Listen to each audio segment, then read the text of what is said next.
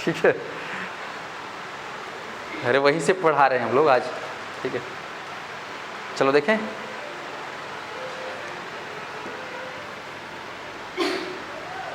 अब देखिए जिला पंचायत की बातें हो रही थी, तो छत्तीसगढ़ में वर्तमान में कितने जिला पंचायत है? 28। अब इसके बाद आता है जिला से नीचे कौन सा पंचायत? जनपद पंचायत। कितना संख्या है यहाँ पर जनपद पंचायत का? कितना बताया था? 146। इसके बाद इससे नीचे कौन सा होता है? ग्राम पंचायत। ये आपका ग्राम पंचायत। कितना है ग्राम पंचायत? 11,664। ठीक है, और गांव है ना, ग्राम पंचायत तो बोल रहे हैं, केवल ग्राम की बात करें कितना है? 20,000 कितना है? 255। ठीक है, ये तो ध्यान रखेंगे, ये जो आंकड़ा बता रहा है, कौन बताया इसको? पंचायत एवं ग्रामीण विकास विभाग, उनके रिपोर्ट के द्वारा। ठीक, ये छत्तीसगढ़ शासन का है ये विभाग। ठीक है, रिपोर्ट आया है आपका 2018-19 का। ठीक है, पंचायत एवं ग्रामीण विकास विभाग। ठीक है, लेकिन जनगणना के हिसाब से कितना बताया था? ठीक, जनगणना के हिसाब से कितना है? कितना बताओ, है ना? ग्राम पंचायत 10,971। ठीक है, और गांव कितना है? 20,000, है ना, 221। ठीक है, ये आपके जनगणना 2011 के अनुसार इतना बताया था। ठीक है, ये सारा चीज़। तो थोड़ा आगे बढ़ते हैं, अब सीधा मैं योजना पे आ रहा हूँ। ठीक है, बाकी कल बताया था 10 की जनसंख्या वृद्धि दर कितना है? 10 की छत्तीसगढ़ का जो है 10 की जनसंख्या वृद्धि दर कितना प्रतिशत? 22.6। ये पूरे छत्तीसगढ़ का। ठीक है, लेकिन मैं बताया था ग्रामीण जो है 10 की जनसंख्या वृद्धि दर कितना है बोलेगा तो, है ना, 28। उसको सुधार लेना, है ना, लगभग 29% है ना, 29% याद रखना। ठीक है, 28 साल बताया था कुछ, 29% याद रखना। और टोटल पॉपुलेशन, ठीक है, जैसे हम जानते हैं कि पूरे छत्तीसगढ़ का जनसंख्या कितना है? छत्तीसगढ़ का जनसंख्या कितना है? कुल जनसंख्या, कुल पॉपुलेशन कितना है? टोटल पॉपुलेशन जी छत्तीसगढ़, है ना, 2,55,00,000। इतना ही तो बोलना है केवल। ठीक है, 2,55,00,000 नहीं बोल पा रहे हैं, 2.5 करोड़ बोल दो। ठीक है, इस 2.5 करोड़ में गांव की जनसंख्या कितनी है ना, ग्रामीण जनसंख्या कल बताया था 1.98। ठीक है, ये लाख में लिख देना, ये सॉरी करोड़ में आएगा यहाँ पर।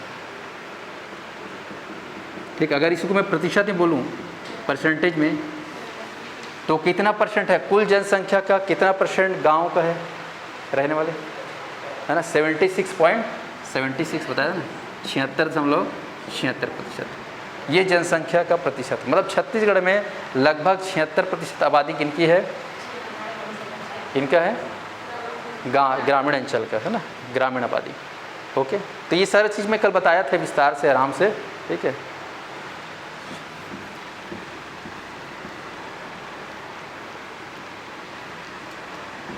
यहाँ पर ज़्यादा नगरीय पंचायत, है ना, नगरीय निकाय, इनके बारे में बात नहीं करेंगे क्योंकि पोर्शन है आपका ग्रामीण विकास का। ठीक है, तो हम लोग ग्रामीण परिवेश पे ज़्यादा जो है गहन अध्ययन करेंगे। चलिए, अब मैं योजना ले रहा हूँ, पहला योजना। ठीक है, शुरुआत कर रहा हूँ। ठीक है, लिख रहा हूँ मैं, है ना, क्योंकि यहाँ बहुत अंधेला अंधेला लग रहा है मेरे को, है ना। तो मैं योजना का नाम ले रहा हूँ रोशनी कार्यक्रम। ठीक है, पहली योजना मैं आप लोग को बताने जा रहा हूँ, रोशनी कार्यक्रम। नाम सुने हो पहली बार? क्या और सुन चुके हो? नहीं सुने हो? ऑनलाइन सुने हो जी? रोशनी कार्यक्रम, ये योजना का नाम है। ठीक है, अब हर योजना का, हर कार्यक्रम का, है ना, बताया गया है कि हमको पढ़ना क्या है? पात्रता, उद्देश्य और मिलने वाली सहायता। इन 3 चीज़ों पे हमको ज़्यादा फोकस करना है, ठीक है, क्योंकि हर योजना का अपना एक उद्देश्य हो रहता है, ठीक है। आप लोग जिस योजना से यहाँ आ रहे हो, है ना, 2 घंटे की योजना है, पढ़ना है करके, क्या है उद्देश्य बताओ? एडीओ एग्ज़ाम क्रैक करना या कंपटीशन का क्रैक करना? पात्रता तो मालूम होगा, ठीक है ना। आवाज़ क्लियर नहीं आ रही है? आ गया ना, सुन लो, आज झेल लो, कल से स्पष्ट दिखाई देगा, ठीक है, लग जाने के बाद। पात्रता जानते हो, ग्रेजुएशन क्या है?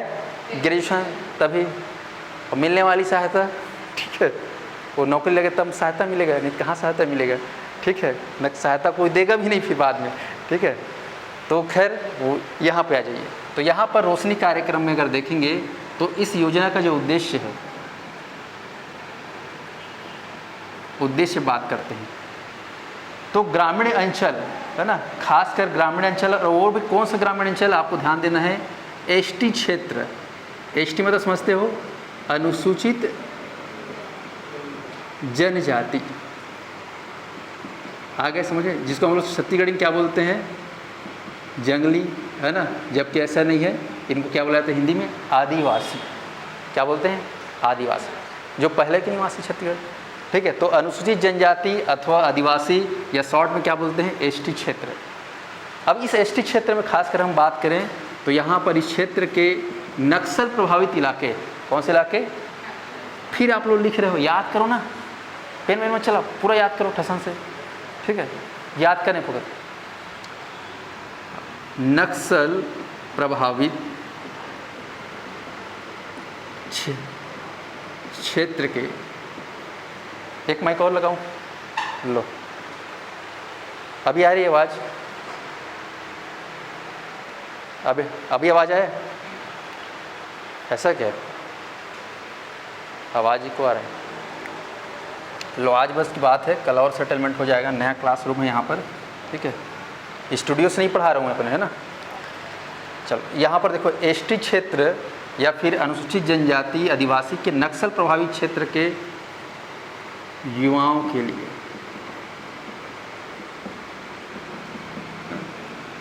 पहली बात ये चीज़ को याद रखना, नक्सल प्रभावित क्षेत्र के युवाओं के लिए इस योजना को चलाया गया है। और इस योजना में नक्सल प्रभावित के युवाओं के लिए कौन सा उद्देश्य पूर्ति के लिए? तो आपको याद रखना है, कौशल उन्नयन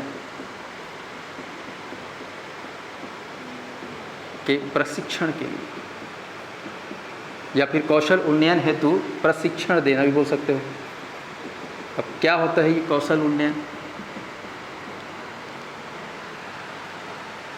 स्किल अपग्रेडेशन, स्किल अपग्रेडेशन बोलते हैं इंग्लिश में, ठीक है। तो स्किल अपग्रेडेशन के लिए प्रशिक्षण देना, जैसे कि गांव में देखते हो लोहार होते हैं, बढ़ई होते हैं, ठीक है, और बहुत अलग अलग कर्मकार, है ना, अलग अलग काम करने वाले मजदूर, उन लोग को काम आता है लेकिन प्रोफेशनल तरीके से नहीं आता, तो उनको थोड़ा सा अगर अच्छे ढंग से सिखा दिया जाए तो वो ज़्यादा, कहना चाहिए आजीविका के लिए ज़्यादा उनको क्या मिलेगा? आजीविका के लिए, है ना, दर मिलेगा।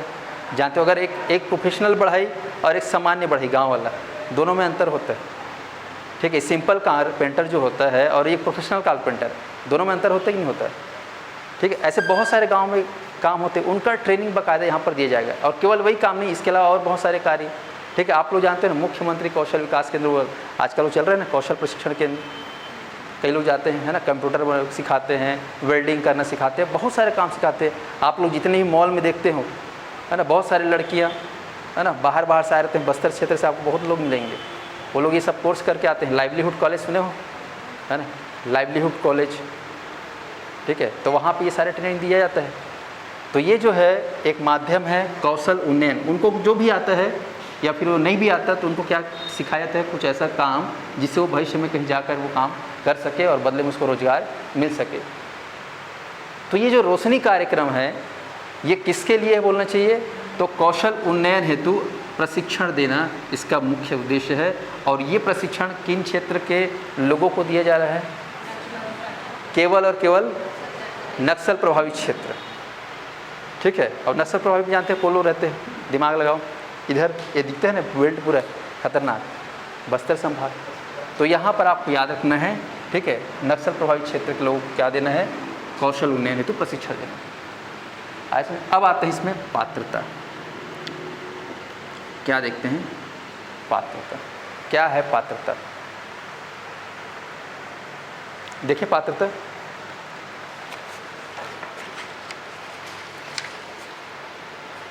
तो इसमें जो है सबसे पहले पात्रता देखेंगे, आयु वर्ग है ना, जो एज लिमिट है वो है आपका 15 से 35 वर्ष के युवाओं को। आयु वर्ग में अगर देखें तो 15 से 35 वर्ष, ठीक है। अब कुछ सीखना है काम धंधा, तो ये उम्र सबसे बेस्ट माना जाता है, 15 के बाद और 35 के बीच का।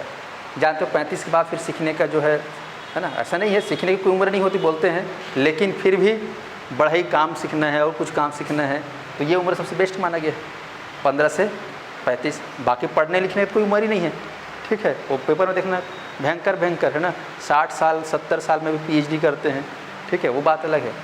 यहाँ पर जो है कौशल उन्नयन के लिए जो पात्रता कितना रखा गया है, 15 से 35। इसको आप लोग थोड़ा सा दिमाग में सेट करिए, 15 से 35। तो रोशनी कार्यक्रम के अंतर्गत प्रशिक्षण के लिए जो युवाओं का चयन किया जाएगा, उनकी आयु वर्ग कितनी से कितनी होनी चाहिए? 15 से 35 वर्ष की आयु होनी चाहिए। आया समझ में?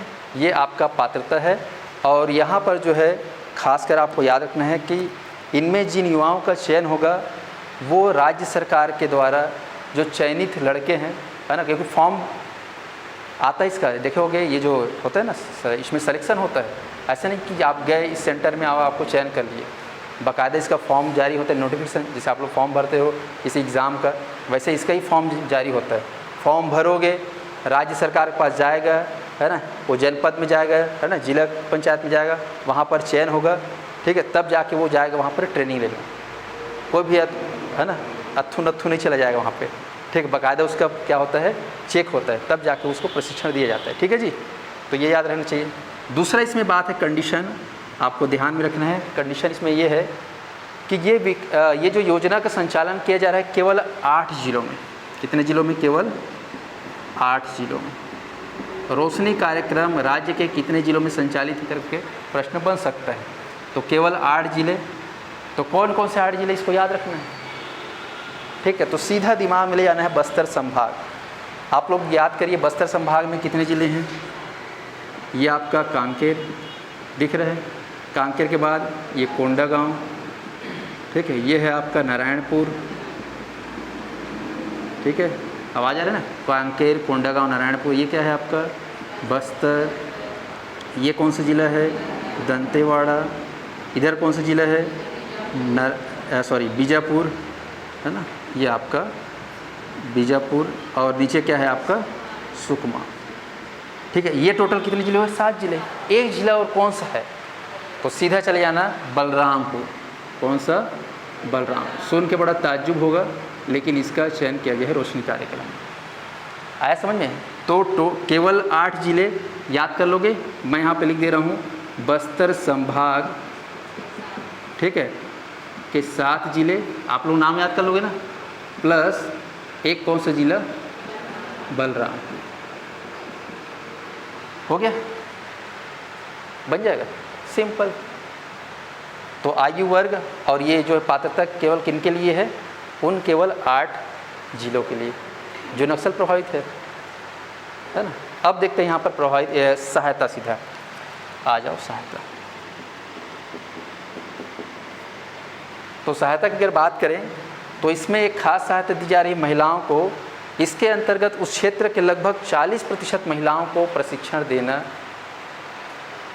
उद्देश्य है, प्राथमिकता है राज्य सरकार, ठीक है। ये जो योजना चलाया जा रहा है, याद रखना किसके द्वारा संचालित है? राज्य सरकार के द्वारा। किसके द्वारा? राज्य सरकार। क्या हो गया? इसका डेट तो मुझे भी नहीं मालूम ढंग से, है ना, कि कब से चालू हुआ है। मुझे ऐसा लगता है ये चालू हुआ होगा मे बी 2016-17 से, ठीक है, 2016-17, क्योंकि किताब में भी नहीं दिया है, ठीक है। आर्थिक सर्वेक्षण किताब अगर मैं पढ़ रहा था तो उसमें भी ये दिया नहीं है, ठीक है, और हमको जानना भी नहीं इसका, ठीक है, ओके। बाकी सारी चीज़ों पर ध्यान पड़ता है, कौन सी योजना कब लागू हुआ, कब प्रारंभ हुआ, ठीक है, कब उसके लिए बिल लाया गया, वो सारी चीज़ें यहाँ पर केवल ये जानना है, उद्देश्य, पात्रता। अब आ जाइए सहायता। तो सहायता में सबसे बड़ी बात यह है कि नक्सल क्षेत्र के 40% महिलाओं को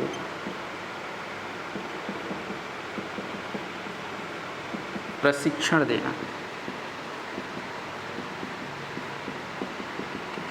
जानते हो ग्रामीण क्षेत्र में जाओगे बस्तर अंचल पे तो वो लोग बहुत सारा काम करने लगे हैं। वो जानते हो रेडी टू ईट करके एक पैकेट बनाते हैं आंगनबाड़ी में जो बच्चों को खिलाया जाता है, ठीक है, स्व सहायता समूह की महिलाओं द्वारा, है ना। ऐसे बहुत सारे और भी काम करते, कपड़ा वपड़ा बुनने उनने का, बहुत सारा सिलाई मशीन, वो सुने होंगे आप लोग, ठीक है। तो उनकी ट्रेनिंग जो है इसके माध्यम से दिया जाता है, किसके माध्यम से, रोशनी कार्यक्रम।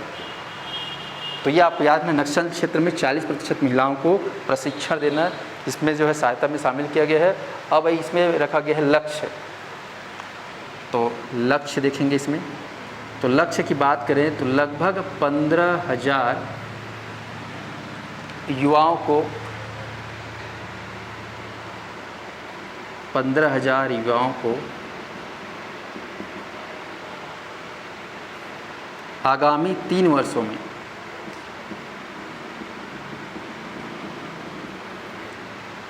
प्रशिक्षण देना, ये हो गया इसका लक्ष्य। इतना बस जानना है इसमें रोशनी कार्यक्रम में। चलो अब इसको याद करने का प्रयास करते हैं, ठीक है। कौन सी योजना है ये, रोशनी कार्यक्रम, ठीक है। चलो ऑनलाइन मेरी आवाज़ आ रही है आप तक जी, आ रही है ना, हाँ। तो मैं आप लोगों से चर्चा परिचर्चा में पूछने वाला हूँ कि रोशनी कार्यक्रम का जो उद्देश्य है ना, ये किन, है ना, किसके लिए बनाया गया है, क्या चीज़ के लिए बनाया गया है रोशनी कार्यक्रम। बिजली के लिए, क्योंकि ऑप्शन में दिया रहेगा विद्युत उत्पादन के लिए, है ना, विद्युत आपूर्ति के लिए, है ना, लड़कियों को महिलाओं में कुपोषण मुक्ति के लिए, कुछ भी दे सकता है, लेकिन वैसा कुछ है नहीं है, ठीक है। रोशनी कार्यक्रम क्या है, ठीक है, नक्सल प्रभावित क्षेत्र के युवाओं को क्या देना है, कौशल उन्नयन हेतु प्रशिक्षण देना है। क्या ये सबको मालूम रहेगा, मालूम रहेगा ना, हाँ, ठीक है। अब बताओ, नए नहीं, युवा में महिला भी आते हैं, पुरुष भी आते हैं ना, जवान, ठीक है, सब लोग होते हैं ना युवा। ये स्पेशल वहाँ पर, हाँ, यहाँ पर विशेष सहायता में, जो विशेष सहायता महिलाओं को दिया जाएगा, ठीक। 40% महिलाओं को प्रशिक्षित करना ही करना है, युवाओं को तो करना ही करना है, लेकिन महिला में भी लगभग 40% महिलाओं को क्या करना है, शिक्षित, है ना, प्रशिक्षित करना है उनको। युवाओं तो जितना हो जाए उतना चाहिए। हाँ पूछिए। हाँ 100 में से लगभग 40, जैसे 1000 है गांव में, तो वहाँ पे 400 लोगों को कम से कम प्रशिक्षण देना है, ऐसा है उद्देश्य हमारा 3 वर्षों में, है ना। ऐसा देखते हैं हो पाता है कि नहीं। हाँ तो अब पात्रता की बात करते हैं, अब मैं पूछ रहा हूँ,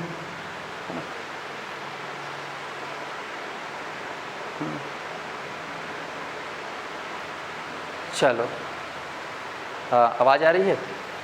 तो मुझे बताएंगे आप लोग रोशनी कार्यक्रम के अंतर्गत पात्रता में क्या शामिल किया गया है। 15 से 35 वर्ष के युवाओं को ही इसमें शामिल किया जाएगा प्रशिक्षण देने के लिए, ठीक है ना। कितने जिलों को शामिल किया गया भाई रोशनी कार्यक्रम के अंतर्गत? 8 जिलों। कितने जिले को मैडम बताइए? केवल 8 जिला। क्या वो 8 जिला बता पाओगे सभी को? चलो बताओ 8 जिला कौन कौन से, बैठे बैठे बताना है ना। हाँ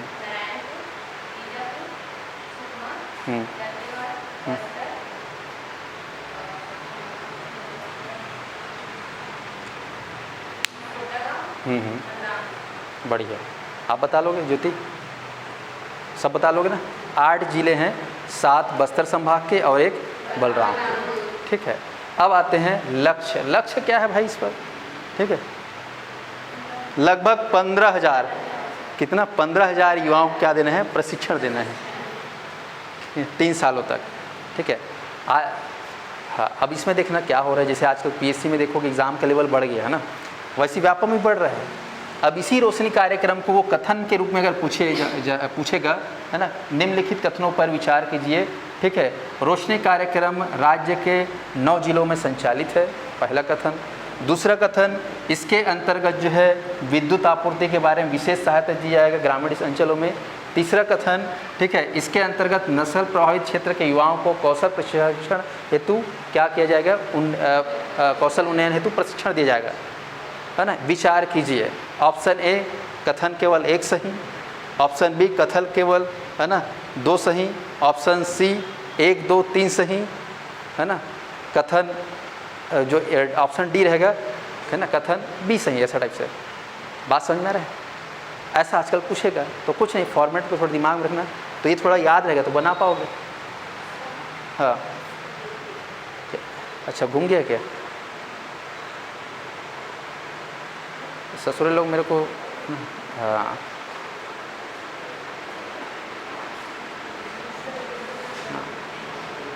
चले, अब अभी आवाज़ आ रही है क्लियर? हाँ ठीक है। ये जो कार्यक्रम है ये देखा जाए तो स्पेशली जो है राष्ट्रीय ग्रामीण आजीविका मिशन के अंतर्गत इसको डेवलप किया गया है, ठीक है। किसके अंतर्गत? राष्ट्रीय ग्रामीण आजीविका मिशन। ये शब्द को हम लोग बार बार सुनेंगे अभी आगे चल के, फिर आप लोग मेरे साथ में बोलेंगे राष्ट्रीय ग्रामीण आजीविका मिशन, ठीक है। ये शब्द को आप सभी लोग जान लो, आजीविका का मतलब क्या होता है सब लोग जानते हैं ना भली भांति। जीविकोपार्जन के लिए, घर बार चलाने के लिए, परिवार बसाने के लिए, जिंदा रहने के लिए व्यक्ति कुछ ना कुछ करता है। जैसे मैं कुछ कर रहा हूँ, क्या कर रहा हूँ? पढ़ा रहा हूँ, है ना। आप लोग को नहीं पढ़ाऊँगा तो मैं नहीं जी पाऊँगा। फॉर एग्जाम्पल, आप लोग सेलेक्ट नहीं होके नहीं नौकरी करोगे फिर दिक्कत होगा, है ना। आजीविका के लिए कर रहे हो ये सब चीज़। तो कहीं ना कहीं राष्ट्रीय लेवल पर ग्रामीण क्षेत्र में आजीविका मिशन चलाया जा रहा है, तो उसके अंतर्गत ये संचालित है कार्यक्रम। कौन सा? रोशनी कार्यक्रम।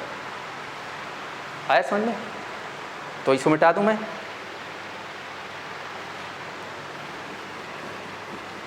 चलिए कल इस पे बारे में हम लोग डिस्कशन करेंगे बिना देखे, है ना।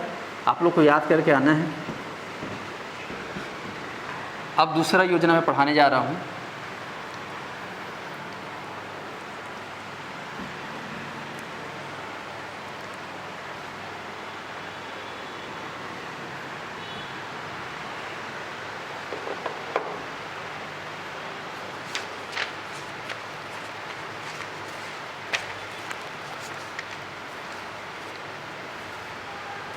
ठीक है, आप लोग का चेहरा देख के मुझे ऐसा लग रहा है कि आप लोग इतने ज़्यादा तपस्या में, है ना, लीन है, ठीक है, कि चेहरे में जो है थोड़ा तनाव और ये सब दिख रहा है।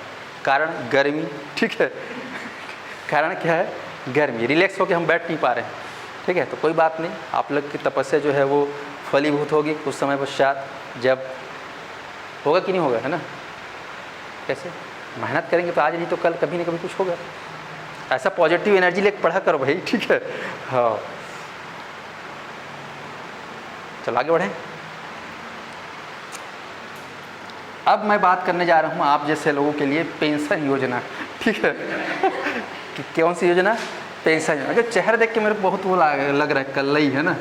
पेंशन योजना ऑनलाइन, क्या जानते हो पेंशन योजना? ठीक है, हाँ चलो।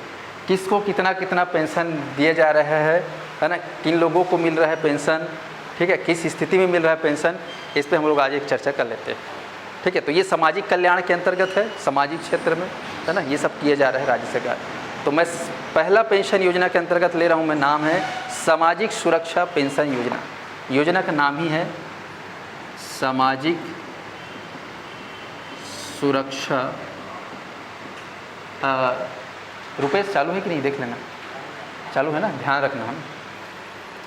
सामाजिक सुरक्षा पेंशन योजना, है ना। अच्छा बैटरी को देख लेना चार्जिंग में, है ना, उसका सेकंड वाला जो होगा 29 मिनट होता है एक बार। हाँ तो दूसरा वाला रेडी रखो, दूसरा वाला जो चार्जिंग है ना रेडी रखो, ठीक है। हाँ हाँ तो उसको दूसरा वाला रेडी रखना बोल रहा हूँ, आता है ना निकाल के लगाना। इंटरप्ट नहीं होना चाहिए क्लास, मेरे कहने का मतलब ये। चलो सामाजिक सुरक्षा पेंशन योजना। अब देखो बहुत आसान है ना ये, लेकिन पेंशन योजना कम से कम राज्य सरकार केंद्र सरकार द्वारा लगभग 10-20 ठो चलाया जा रहा है, तो यहाँ पे आगे चल के दिक्कत ये होगा कि यार कौन से पेंशन में कितना राशि मिलता है प्रति माह, इसमें कन्फ्यूजन हो सकता है ना। तो हमको उसी चीज़ को थोड़ा स्थायी रूप से दिमाग में चिपकाना है कि कौन सी योजना में कितना प्रति माह क्या दिया जाता है ना, राज्य सरकार द्वारा आर्थिक सहायता, उसको हमको ध्यान रखना है। तो चलिए हम लोग बात करते हैं, पहले योजना का नाम क्या है, 2 बार में बोलना है इसको। पहले पकड़ना है सामाजिक सुरक्षा और दूसरी बार बोलना है पेंशन योजना। ठीक है, बोलिए सामाजिक सुरक्षा पेंशन योजना। सब लोग बोल पा रहे हैं? सामाजिक सुरक्षा पेंशन योजना। अब देखते हैं इसका उद्देश्य, क्या देखते हैं इसका उद्देश्य। चलिए बात करते हैं इसको एम को लेकर। तो सामाजिक सुरक्षा नाम से स्पष्ट है कि समाज के लोगों को सुरक्षा देना है, क्या देके?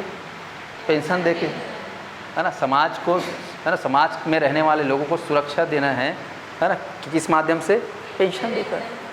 तो पेंशन किनको देंगे, ये बात आता है। तो यहाँ पर आपको ध्यान देना है, गरीबी रेखा के नीचे, है ना, गरीबी रेखा के नीचे जीवन यापन करने वाले,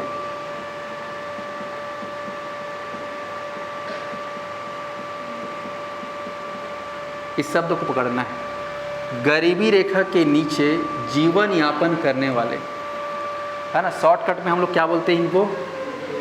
बीपीएल। तो समझ में आ जाता है बीपीएल बोलने से, है ना। सरल शब्द में बोल दूंगा, बीपीएल कार्डधारी, जिनके पास बीपीएल कार्ड होता है, ऐसे। तो यहाँ पर इस शब्द क्या है? गरीबी रेखा के नीचे जीवन यापन करने वाले। ठीक है, ये चीज़ को याद रखना। अब इसके अंतर्गत जो जीवन यापन कर रहे हैं, इसमें निशक्त साले छात्र, निशक्त साले छात्र, बहुत बड़ा शब्द है यहाँ पर, निशक्त। तो निशक्त मतलब क्या है? जो असहाय है, डिपेंडेंट है। अब इसमें जरूरी नहीं कि केवल दिव्यांग ही हो, जो कमज़ोर है, खुद अपने भरोसे जी नहीं सकता, जिसको किसी की मदद की ज़रूरत है, सहायता की ज़रूरत है, उनको क्या बोला जाता है? निशक्त। और इसमें सबसे फर्स्ट कैटेगरी में कौन लोग आते हैं? दिव्यांग लोग आते हैं, क्योंकि वही लोग थोड़े कमज़ोर, है ना, निर्भर रहते हैं परिवार के ऊपर, ऐसा माना जाता है ना। बात समझ में आया? निशक्त मतलब समझ में आया क्या है? निशक्त मतलब केवल दिव्यांग ही नहीं, इसमें कोई भी ऐसा व्यक्ति जो निर्भर है, जो खुद के हर काम को नहीं कर सकता, उसको किसी न किसी चीज़ की आवश्यकता, सहायता की ज़रूरत पड़ती है, उनको क्या बोला जाएगा? निशक्त। और जो विकलांग है उसको दिव्यांग बोला जाता है। यहाँ पे दिव्यांग बोल रहा हूँ क्या? नहीं, निशक्त। ठीक है, तो यहाँ पर निशक्त साले छात्र जो कमज़ोर हैं, ठीक है, बीपीएल सिर्फ बोला है। तो निशक्त साले छात्र अर्थात पढ़ने वाले बच्चे एवं निराश्रित व्यक्तियों को, एवं निराश्रित व्यक्तियों को। अब यहाँ पर एक बात आ रही है, निराश्रित व्यक्ति, एक होता है आश्रित व्यक्ति, एक होता है निराश्रित। जैसे कि बचपन में आप लोग आश्रित थे अपने मम्मी पापा के ऊपर, ठीक है, उसके बाद आप लोग का जीवन, है ना, आगे बढ़ा, नौकरी मिल गया, क्या हो गए? स्वतंत्र हो गए, निराश्रित हो गए। अच्छा, तो फिर निराश्रित व्यक्ति को क्यों दिया जाएगा? निराश्रित व्यक्ति समझते हो? निराश्रित व्यक्ति मतलब, आश्रित और निराश्रित मतलब क्या होता है? दिमाग लगाओ।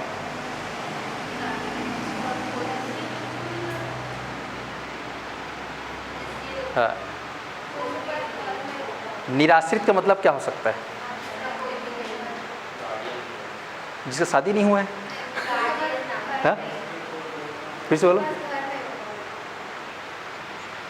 हाँ, देखो निराश्रित का मतलब,